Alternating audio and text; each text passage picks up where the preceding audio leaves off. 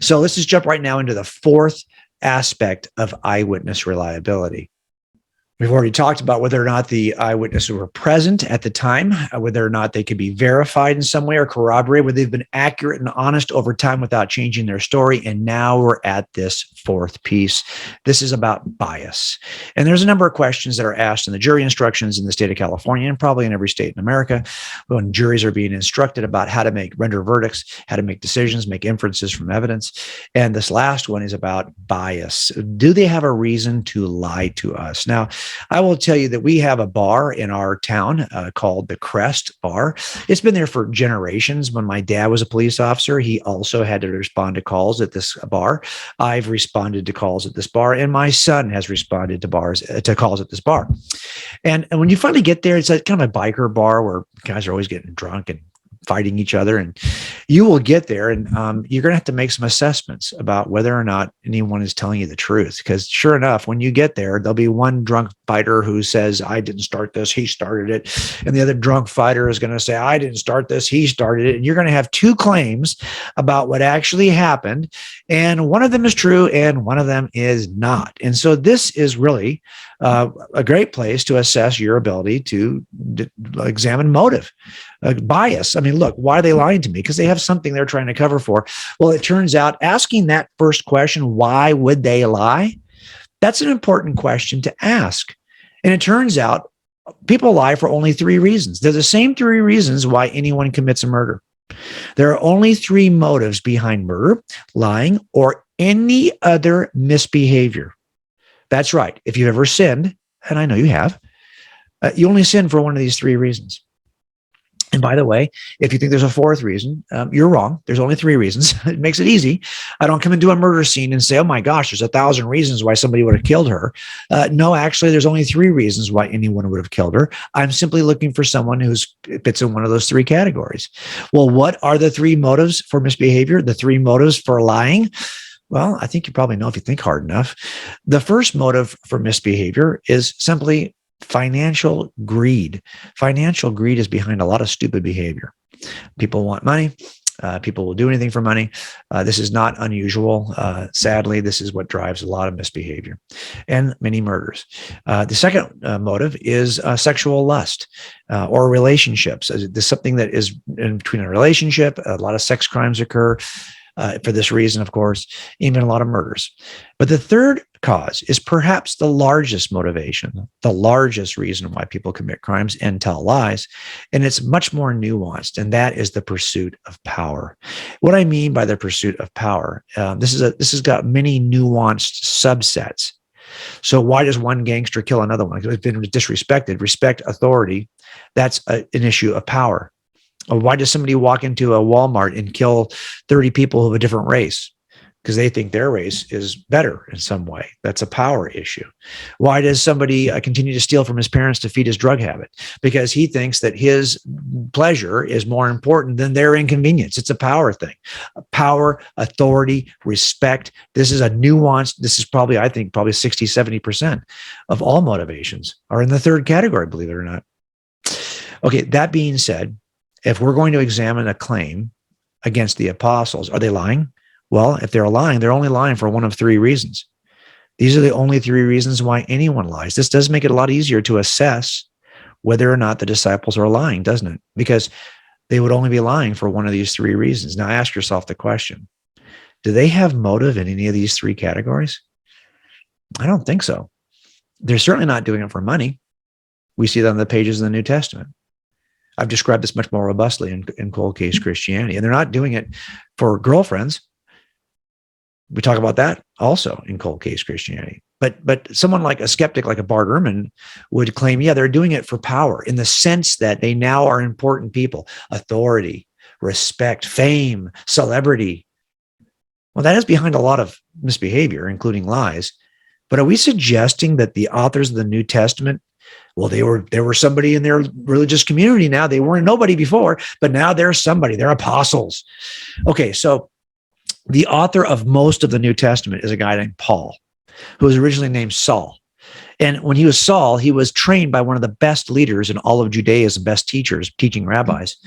He says he was a Jew of the Jews, a Pharisee of the Pharisees. He already had a position of power, authority, and respect. In fact, he had the power to draw up papers to have Christians executed.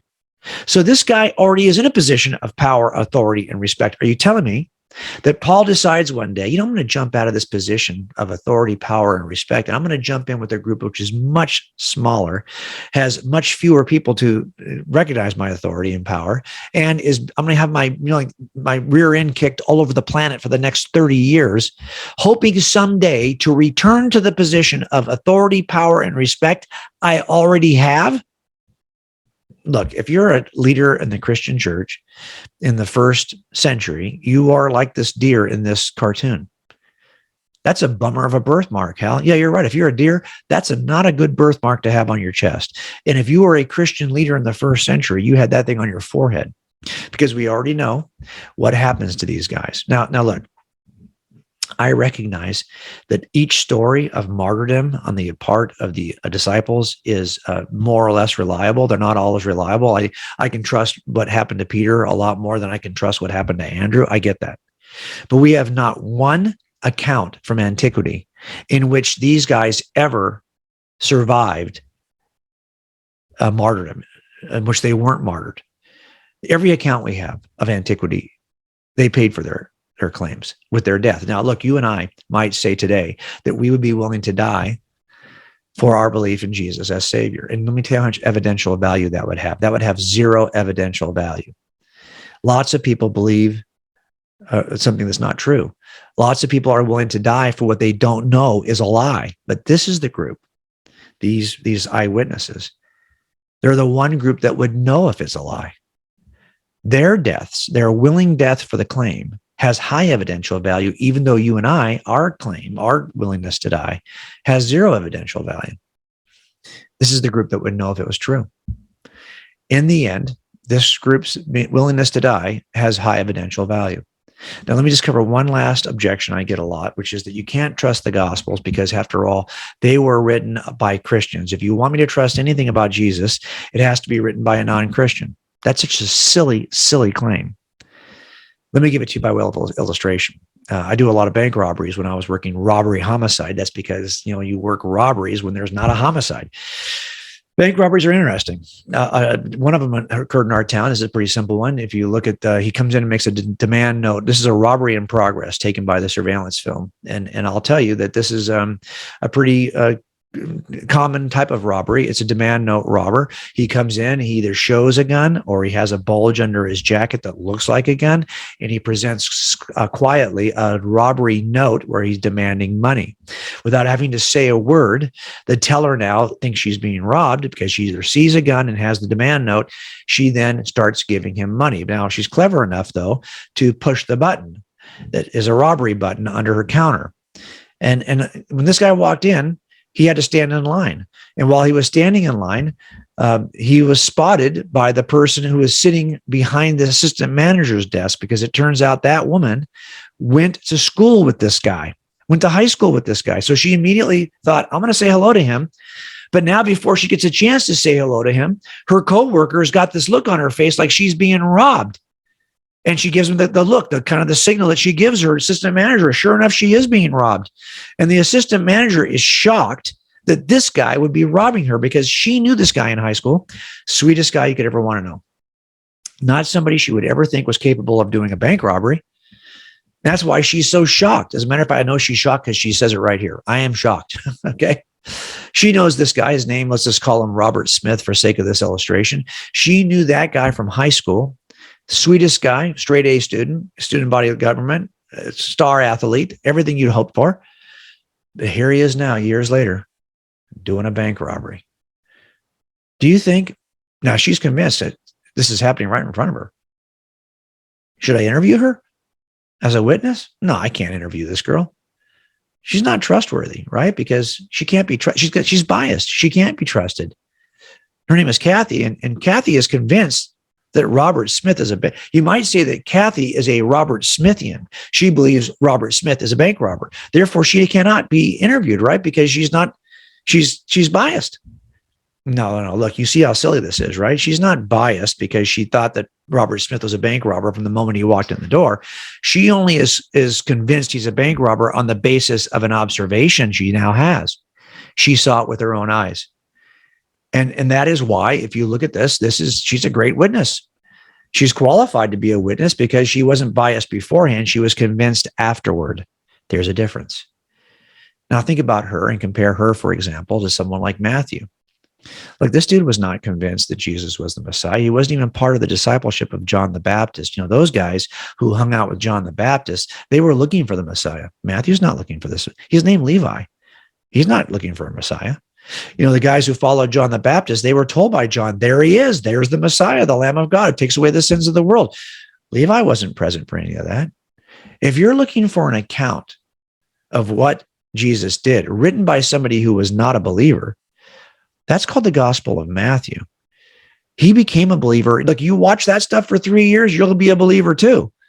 He didn't start off as a believer, wasn't even looking for the Messiah. But now, after having watched it, he's convinced, not because of a bias he possessed beforehand, but because of a certainty he possessed after watching it.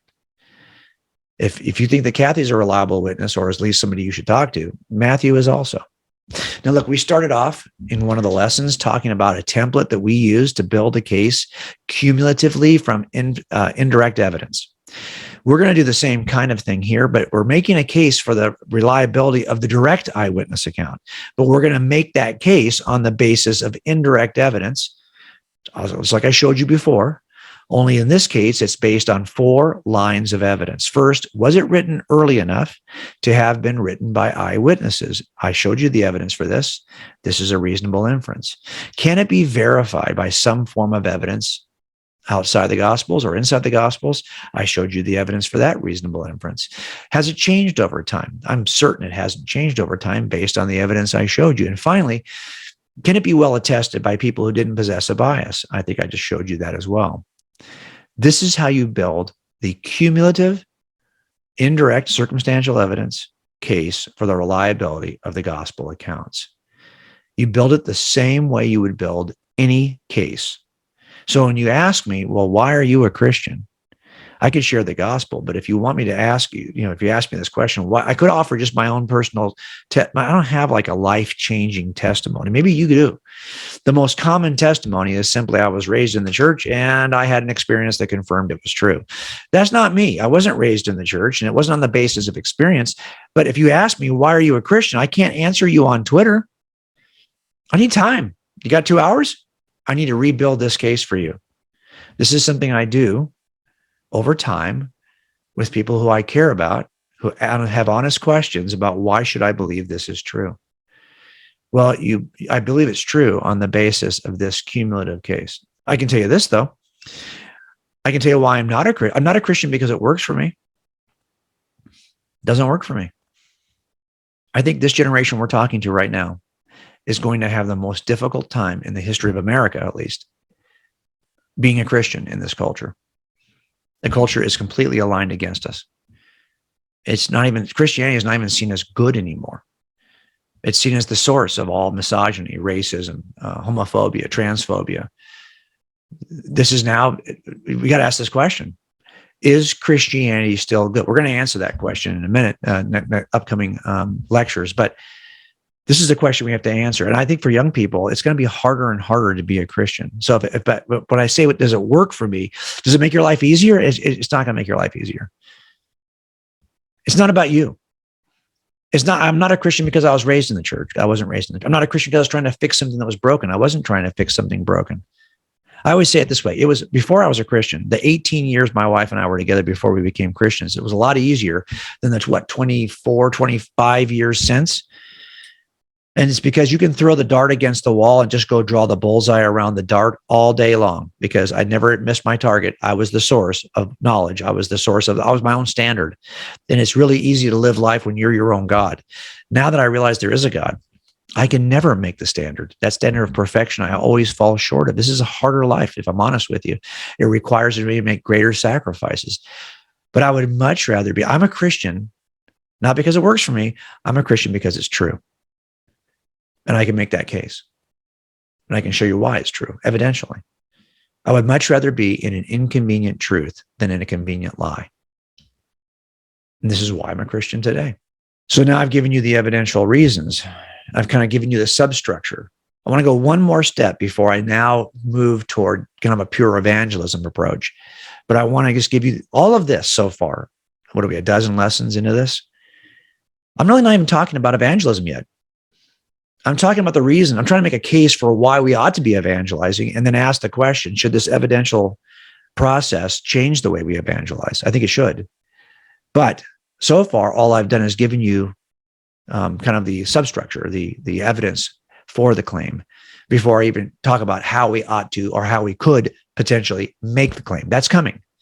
But here, what we're talking about is I've taken you steps: truth, God, Christianity.